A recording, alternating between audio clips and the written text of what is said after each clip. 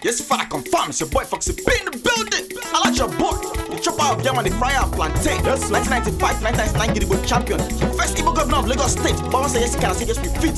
Yes, father confirm. Yes, father confirm, it's your tout Foxy P in the building. I like your boy, chopper of yam and the fryer of plantain. Coming at you this Monday, the day of our Lord, right here in February 2017. It's a beautiful day, ladies and gentlemen, boys and girls. Last video that I did, people were strong in prick talking about Foxy P. Why do you have a long tie on? I was like, dang. Out of everything that I said in that video, the only thing I have a problem with is that I didn't wear bow tie. You know what? I'll wear bow tie for people today. Now I have the bow tie. So what?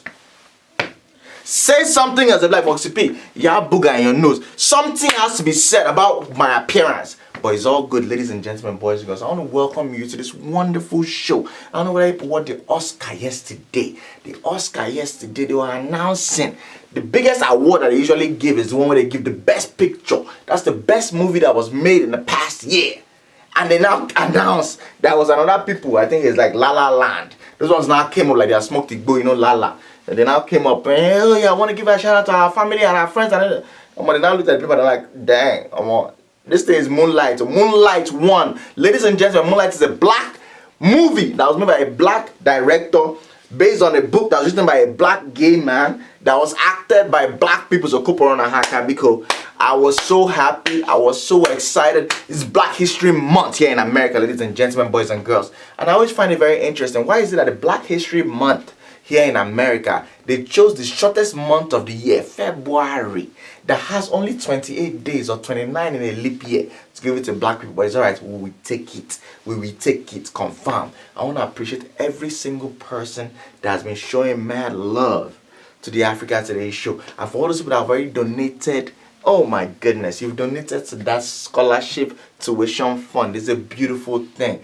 I want to thank you guys so much. It's not easy for you to look based on your current predicament to say, let me find out a way. I'm dealing with mortgage, I'm dealing with rent, car note. Some of you are paying child support. Who knows? Nobody knows. You should have pulled out. You thought your pull-out game was strong, but if you ask your father, he will tell you your long lineage of children in your family is a fact that your father's pull-out game was not strong. Why did you think you were going to be different?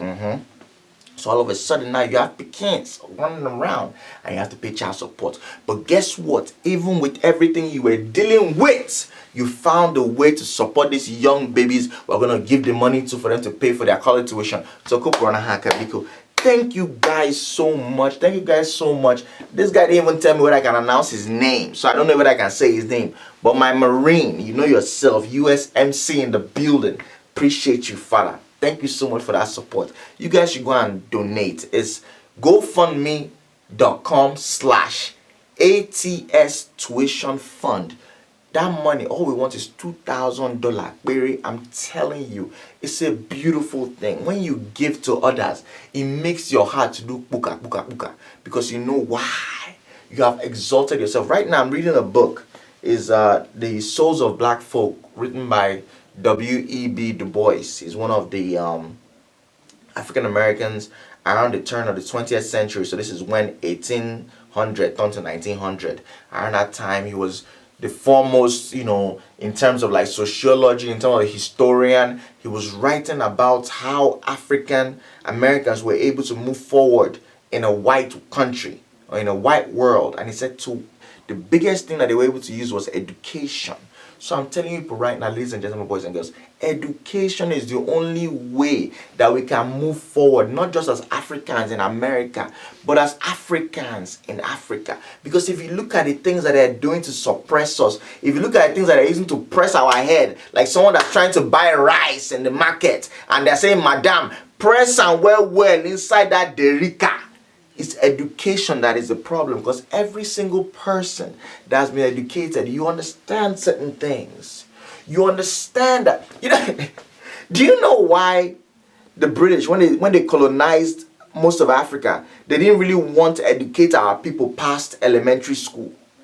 Do you know why most of the education was left to the missionaries? It's because they understood that if you educate somebody, you are lighting a lamp inside their head. All of a sudden now, the things that you were using to deceive them, the darkness that you used to cloak everything, all of a sudden they can see road. there are certain things when you start to like look into African history, you start to understand. I'll tell you one thing that really pisses me off. I was reading an article about the recent Oba of Benin that was recently installed, and it really hurt me so bad when I found out that the Benin Empire, the Oni of Ife, I think maybe like 2 or 3 more. Maybe if you go to the Ashanti tribe, talking about sub-Saharan Africa now, they are the few ones that can really trace their lineage into centuries past. So they can say, oh, the Oba was first this guy, and it became this guy, They can trace it like, almost like 1500 years in the past. They can go deep into the different, all the way to like maybe the 10th century after Christ. They can trace all those things. But if you look at the regular person that's from Kwara, the regular person that's from right there in Accra, the regular person that's somewhere in Nairobi, the regular person that's right there in Onitsha, it's going to be very difficult for you to be able to trace the history of your people past the 1800s. You know why? Because the entire history of your people that you have is based on what the white man came and told you. Come on now. That don't make no sense. That thing shook me to my core, because I tell you this. If you want to mislead the people, delete their history. Confirm. They always want to let us know that, the reason why sub-Saharan Africa doesn't have that much history is because they did not write anything down. But we had an oral history. But what did they do? They made sure they exterminated the people that would give us that oral history. And then what did they now use to clown everything and just cover everything and just close everything down? What did they tell us? The people that are telling you all these things, because you have the griots. Anything that I say on this Africa Today show, if people don't understand, leave a comment underneath. If you don't understand it deeper enough and you want to really search for that information, send me an email, africancomedians@gmail.com. If you feel like you yourself don't even trust me as a human being, Foxy, because I'm a human being, I bleed and I gym, go and Google what I'm saying. They call them the griot or the griot, Griots. It's people that use the singing to tell you the history. So if you go to Senegal, Cote d'Ivoire, if you come across the West African coast, there are people that will be singing things. That's the same culture that came into Afro Juju music, Fuji music, what they'll be singing. So I'll give you an example now. You have Prince Harry now. So they can, if they want to sing for it, they're like, Eba Meki, Prince Harry, Prince Harry, Prince of England, Prince Harry, Baba any Prince Charles, Mama any Queen Elizabeth, Queen Elizabeth, Baba and they're just going, boom, boom, boom, they'll be going. That thing is historically the way that they were able to use and trace the history of the lineage of that specific kingdom. But we ourselves, when those people were singing in the 1800s and the 1900s, what did the British missionaries come and tell us? Oh, that thing is occultic, or that thing is your African culture and tradition. So that thing is embedded in all kinds of juju and all kinds of things. Throw that thing away. Which is why our kings, I'm talking about the kings, the titled kings that they've given Okwa, they've given them the title in Africa right now. You see a lot of them, they'll be destroying the artifacts that are inside their palaces, talking about that, oh, that thing is fetish. That thing is, you're worshipping something that's not God. There's only one God, that's Jehovah Nissi, Jehovah Shammah, Jehovah El Shaddai. Anything else is babash. They'll be destroying all of these things. And I'm going to do another article about that, because I don't want to talk about that today, because that's another thing that's hurting my spirit.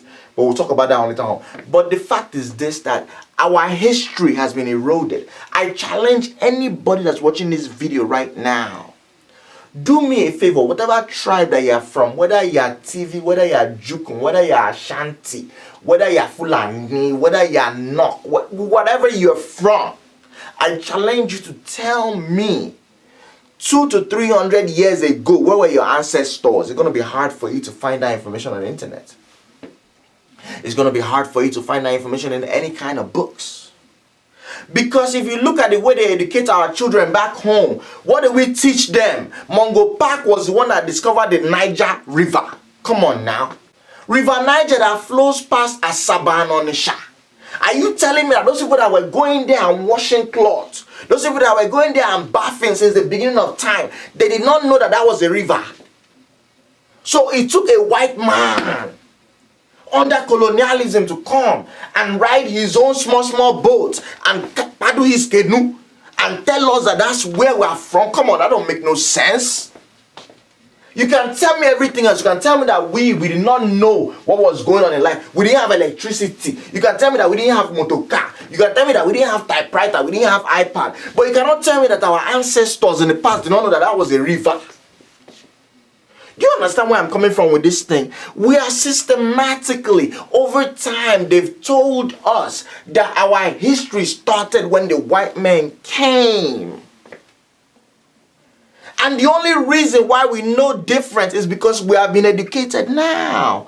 But there's a fundamental problem. If you look at the educational system in Africa right now, they are still teaching us based off of what the colonial masters have given us. Let me give you another example.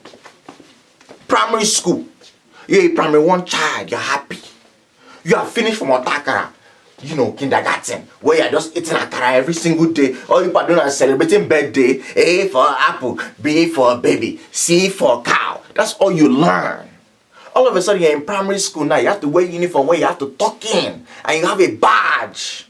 You go there. What is the first book they give you? Macmillan English course. Macmillan. An English publisher that's based out there in the UK. Is the book they're using to educate Nigerian children, African children. It don't make no sense.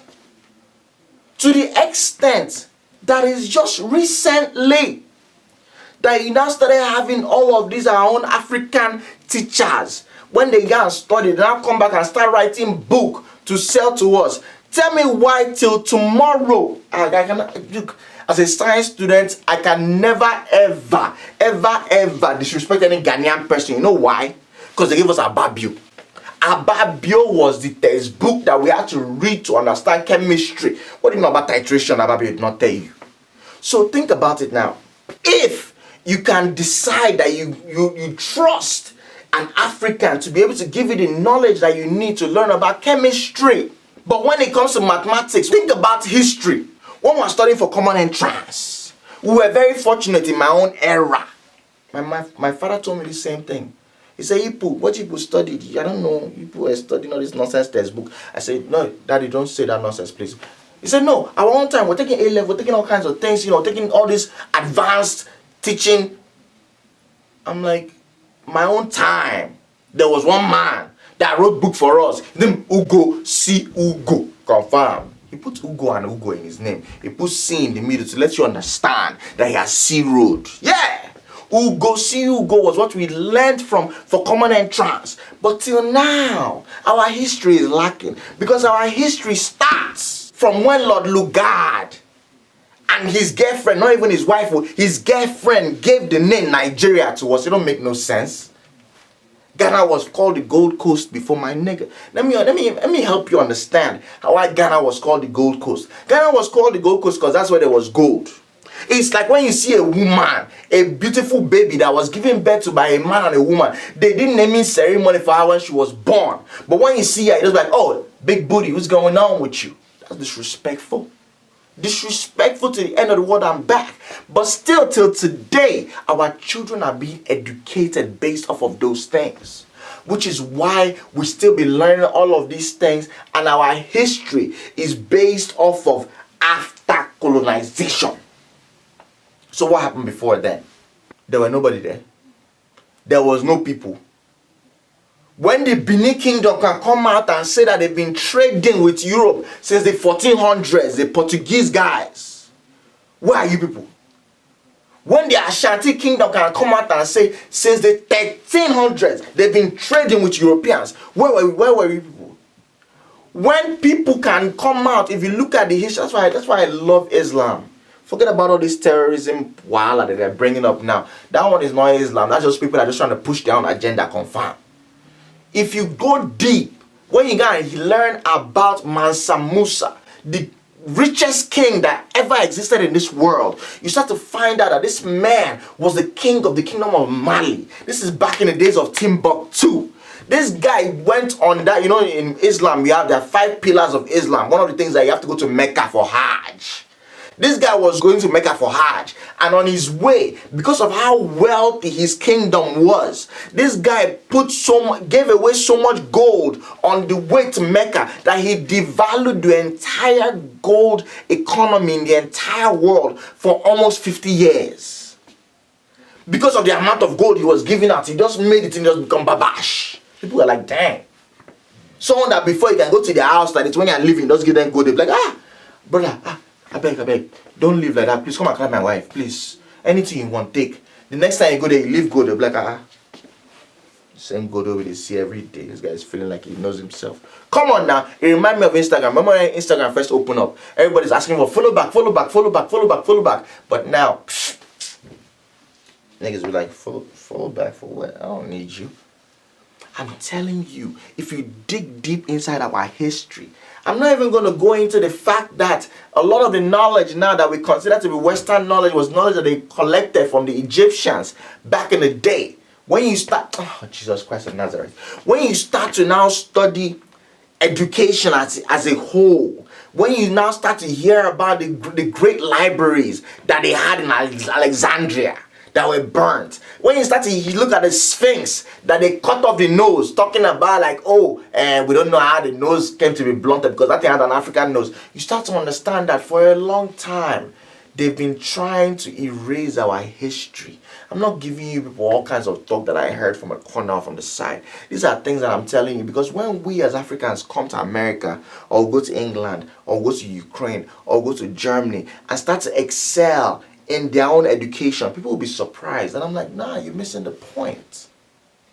The IQ is there.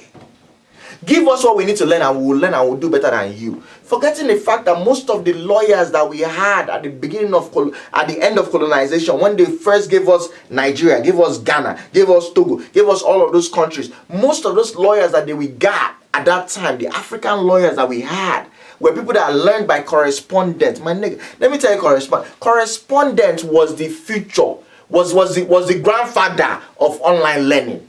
Correspondence means that you are living in Africa, but you're taking a course in London, which means that every three months, they will mail you the next semester work. And you will finish your homework. And when you finish that homework and you think that you have done it well, you will package it inside envelope and mail it back to London for them to mark it. This is what these guys did. People are taking courses that are taking like 10 years, 12 years, 15 years to finish. And they were able to stay on course to be able to finish that thing because they knew that education was what they needed to excel. So when I tell people to support these young people that are going to school right now, I'm not saying it based off of like, let's just give it to them, who cares? No, I'm saying because I have seen in my own eyes. I'm a product of seeing how education has freed people from bondage. And where we are going right now, you people don't even understand. This Africa Today show people are watching right now, you people don't even know why. To a lot of people, like you feel like you're watching it because it's entertainment. But let me tell you, God brought you here. You don't even understand. You think you're watching it because of entertainment. Like, Foxy P gonna make me laugh today. Maybe because you're one of the recent people that because of my Instagram parole, what we're doing, Philip, hey, Harlot. You came off of that and you're like, oh shit, this nigga doing something else. Let me check this out. Forgetting that this is the root of everything that I've done in terms of entertainment. Africa Today show was the origin of why I became a comedian. Africa Today show was the origin of why I started even like signing comedians. Africa Today show was the reason why you have them Chief Obi, you have them Komi, you have them all these other people that I've inspired and I've mentored over the years. Africa Today show was created for us to share knowledge and empower each other. The entertainment thing is just on the side. It's just like when you go to a church, when you go to a new church and they give you jollof fries that first day. Don't be thinking of that place that's serving rice. Don't be thinking that that's a kitchen. No, it's a place where they're trying to bring you close to Jesus Christ. So they use that rice and just give you, come in. They draw you in. It's like Sub-Zero. Or is it Sub-Zero? Reptile in Mortal Kombat. Come over here. Oh! Before you know it, they will snatch your soul. You'll be like, damn. I don't know, but every Sunday I just feel like I want to go there, confirm. The entertainment is just to bring you guys close, because I'll tell you something. The things that we have to do as Africans, our waka is still so long. It's still so far. We cannot rest. It's very easy for us as Africans who are born outside of Africa or who live outside of Africa to believe that we are already there. To believe that we can just be chilling. But it's my job, me, I take care of myself personally, to make people know that no, the work we have to do is so much. Because if you look back home, you start to understand the way our people are suffering is on a level right now that people in Syria, if you take them and go and put them in Togo right now, they'll be like, nah, I'm good. I'd rather go back to ISIS. Confirm.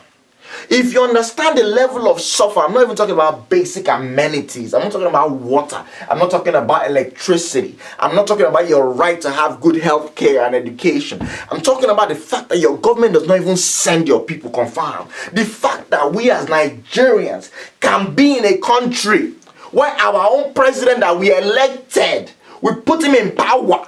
Till now, nobody even knows if that man is alive. But they don't even send you to the level that they can even ask you like, yo, my nigga, do you even want to see his face? Do you want to hear him speak to you? For over a month now, we don't even know if our president is alive. Nobody has heard his voice. But the level of disrespect is on so high a level. I'm telling you, Father God Almighty, you know, Jesus Christ of Nazareth. Middle of last year, I started to read my Bible a lot. And I don't want to get too religious, because I know there might be some people who don't believe in God and they're watching this right now, which is fine. I spent 4 years of my life as agnostic. Agnostic means that you don't even send. I had days where I woke up in the morning and I said, look, if God exists, strike me dead. And at night I didn't die. So I'm like, what are you telling me? So those of you guys, I want you you're good. You're still under the umbrella, confirm. It's all good. When you meet whatever you meet that will not let you know that God exists, that's your own time. The Igbo people say, so whenever you yourself, you wake up, that's your own morning. I'll leave it like that. But the fact is this. When I was reading my Bible, you know for a fact that they used to talk about Moses. They used to say like Moses was never able to see the promised land. You only saw the promised land, never went into the promised land. If you were like me, who you got your Christianity from Bible school or Bible study or Sunday school, as a child, I never really understood what that meant. I thought they were punishing Moses because, you know, Moses collected the 10 commandments and he threw it on the ground. He was angry, he had an anger problem, all that kind of stuff. So I thought like, damn, like let us not be like Moses, that we work so hard and we never enter the promised land. You see it, you've worked so hard, you brought your people out of slavery, you're not entering that land of milk and honey, and you were never able to enter it. But my niggas, let me tell you something. If you go and read after there's Genesis, Exodus, Leviticus, Number, when you now read past Exodus was the exodus of the Israelites from Egypt going into the promised land. When you now read it, you now start to understand there's a reason why Moses did not enter the promised land. He saw it, but he did not enter because Moses was old. I will tell you something else too. If you read that Bible where you start to realize that as soon as Moses saw that promised land and said, oh my God, say I'm not going to enter it, so Joshua take over. The amount of war that Joshua had to fight as they entered that promised land was not given to them. They had take it, which is one of the reasons why Israel today, the Israelites, the Jews that you're talking about, because remember now, this thing I'm telling you is in the Old Testament. The Jews put that in their Torah. We were Christians, we deal with the New Testament. So they believe in that same thing. They believe that that land is their own, so they don't give a fuck anything that Syria has to say, Jordan has to say, Egypt has to say, Iran has to say. They had to fight to get it because they're looking at what Joshua had to do. So God had looked at Moses and said, my nigga, you are too old at this point. You have served me so long. You good. Chill. Relax. Come and sit down on my right side in heaven. They say the old, we go to the old for counsel, but the youth for war. Moses had the counsel, but when it was time for war, it was the young ones. If you read all of those books, I'm talking about like after Exodus, when you now start to read that Deuteronomy, entire Numbers, you see that it was just war, fight, fight Amalekite, Ajajakite, Kakakakite, Ajegunlekite. The people that they were fighting with was just multiple. Every single day was war. The point I'm trying to make to you guys is this: we have seen the promised land. We do understand, based on the fact that we're outside here in the Western world. We've escaped from Africa where the darkness is there. We've been able to see that. Damn. So people can live in a country where there's free healthcare. Damn. People can live in a place where police will pull you over and be like, yo, my guy, calm down. Damn. People can live in a place where you can be collecting your salary every single month, every single year, without any kind of stress, without you worrying about whether your guy is going to pay your salary. Even if you're working for the government, you can even get a pension that you can be collecting for the rest of your life. Even if you die today, shout out to my boy Ray that just passed away this past Saturday in Houston. God bless my brother. Even if you die today, your wife, your children, they can come and collect social security. We have seen the promised land. But that does not mean that everything is good right now, because we still have to fight.